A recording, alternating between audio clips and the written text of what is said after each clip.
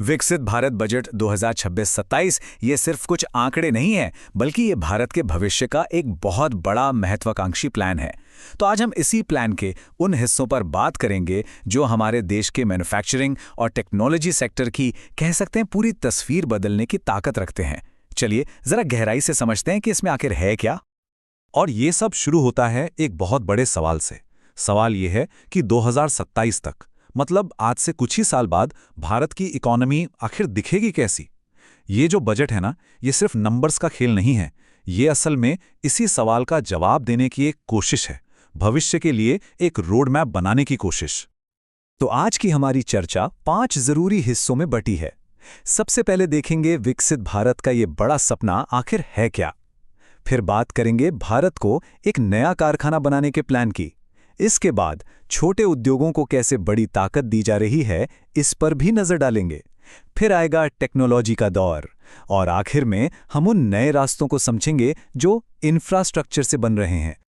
तो चलिए शुरू करते हैं पहले हिस्से से, विकसित भारत एक बड़ा सपना। और हाँ, ये सिर्फ एक स्लोगन नहीं है, बल्कि ये वो सोच है जो इस बजट की हर पॉलिसी के पीछे की असली वजह है।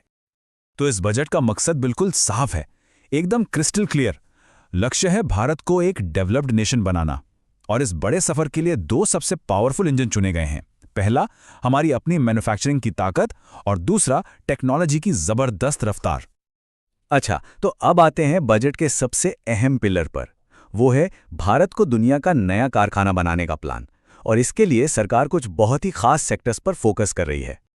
सरकार ने 7 ऐसे स्ट्रैटेजिक एरिया चुने हैं जो आने वाले कल की इकोनॉमी की नींव बनेंगे, जैसे कि बायोफार्मा, सेमीकंडक्टर, इलेक्ट्रॉनिक्स। ये सब वो सेक्टर्स हैं जो सिर्फ हमें आत्मनिर्भर ही नहीं बनाएंगे, बल्कि भारत को ग्लोबल सप्लाई चेन का एक बहुत जरूरी हिस्सा भी बना देंगे। आप कह सकते हैं कि यही हमारे इंडस्ट्रियल ग्रोथ के मेन इंजन होने वाले हैं। तो सबसे पहले बात करते हैं मिशन बायोफार्मा शक्ति की। अब यहाँ एक मजेदार बात है, गोल सिर्फ नॉर्मल दवाइयाँ बनाना नहीं है, नहीं, बल्कि लक्ष्य है भारत को बायोलॉजिक्स और बायोसिमिलर जैसी बहुत ही कॉम्प्लेक्स और महंगी दवाओं का ग्लोबल हब बनाना। ये वो दवाइयाँ हैं जो लिविंग सेल से बनती हैं और कई सीरियस बीमारियों के इलाज में गेम चेंजर साबित हो रही हैं। और इस बड़े सपने को सच करने के लिए पैसा भी बड़ा लगाया गया है।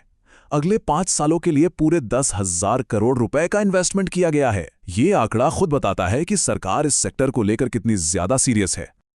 अगला बड़ा फोकस है इलेक्ट्रॉनिक्स पर। देखिए, अब बात सिर्फ फोन को असेंबल करने की नहीं रही। अब जोर इस बात पर है कि देश के अंदर ही चिप से लेकर डिस्प्ले तक हर छोटा बड़ा पार्ट बनाया जाए। मतलब साफ है, दूसरे देशों पर डिपेंडेंसी कम करनी है और अपना खुद का एक मजबूत इकोसिस्टम खड़ा करना है। और सरकार इसे कितनी प्रायोरिटी दे रही है, इसका अंदाजा इस नंबर से लग जाएगा। इस स्कीम के लिए जो पैसा था, उसे लगभग डबल करके 40,000 करोड़ रुपए कर दिया गया है। ये वाकई में एक बहुत बड़ा इन्वेस्टमेंट है जो इस सेक्टर को एक अलग ही लेवल पर ले जा सकता है। इस पूरे प्लान को जमीन पर उतारने के लिए एक ज्योग्राफिकल स्ट्रैटेजी भी है। जैसे ओडिशा और केरला में रेयर अर्थ मटेरियल्स के लिए हब बनेंगे। ये वही मटेरियल्स हैं जो आजकल के इलेक्ट्रॉनिक्स के लिए बहुत जरूरी हैं। दूसरी तरफ आंध्र प्रदेश और तमिलनाडु में plug and play chemical parks बनाए जाएंगे। प्लग एंड प्ले का मतलब ऐसी जगहें जहां कंपनियों को बस आना है और सीधे अपना काम शुरू कर देना है। इंफ्रास्ट्रक्चर की कोई टेंशन ही नहीं। और इसी कड़ी में एक और बड़ा ऐलान हुआ है, इंडिया सेमीकंडक्टर मिशन 2.0 का।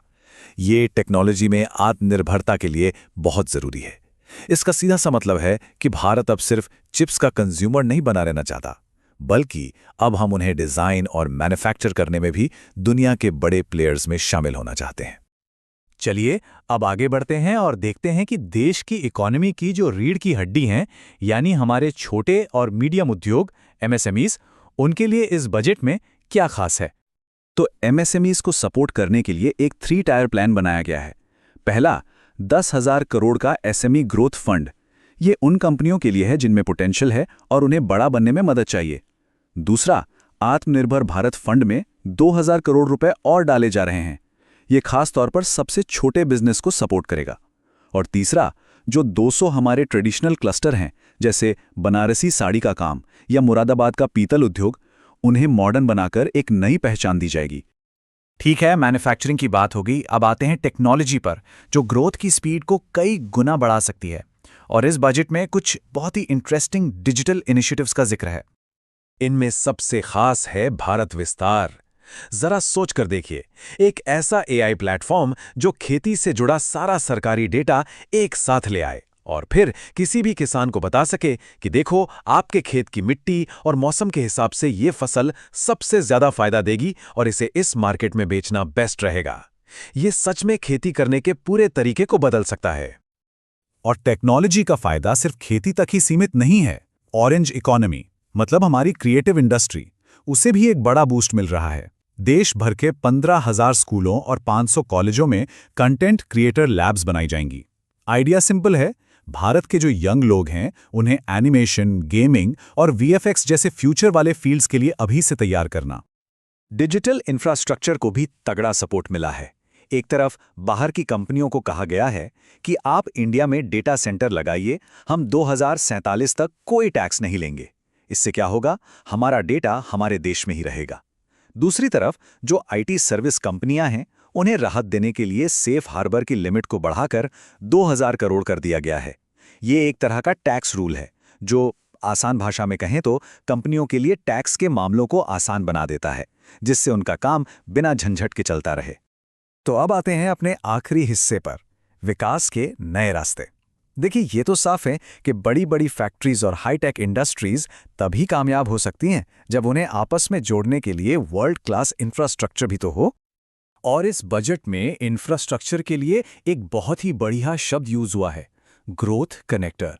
मतलब ये जो सड़कें हैं, पोर्ट्स हैं, रेलवे लाइनें हैं, ये सिर्फ कंक्रीट के स्ट्रक्चर नहीं है।